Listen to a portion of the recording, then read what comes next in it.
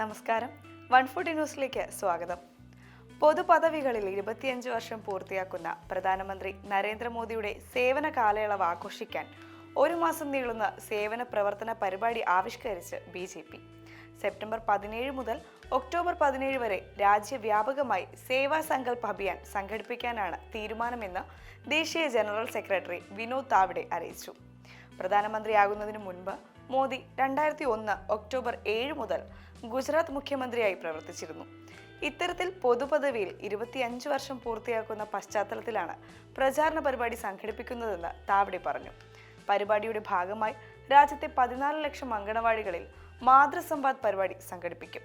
കേന്ദ്ര സർക്കാരിന്റെ വിവിധ ക്ഷേമ പദ്ധതികളുടെ ആനുകൂല്യങ്ങൾക്ക് അർഹതയുണ്ടായിട്ടും ലഭിക്കാതെ പോയവരെ കണ്ടെത്തി പദ്ധതികളുടെ ആനുകൂല്യം ലഭ്യമാക്കുന്നതിനായി ബ്ലോക്ക് തലത്തിൽ 15 ദിവസം നീളുന്ന ക്യാമ്പുകൾ സംഘടിപ്പിക്കും.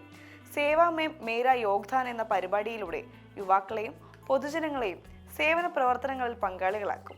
യുവാക്കളുടെ കഴിവും നൂതന ആശയങ്ങളും പ്രോത്സാഹിപ്പിക്കുന്നതിനായി നാഷണൽ ഇന്നോവേഷൻ ചലഞ്ചും സംഘടിപ്പിക്കുമെന്നും താവ്ഡെ പറഞ്ഞു.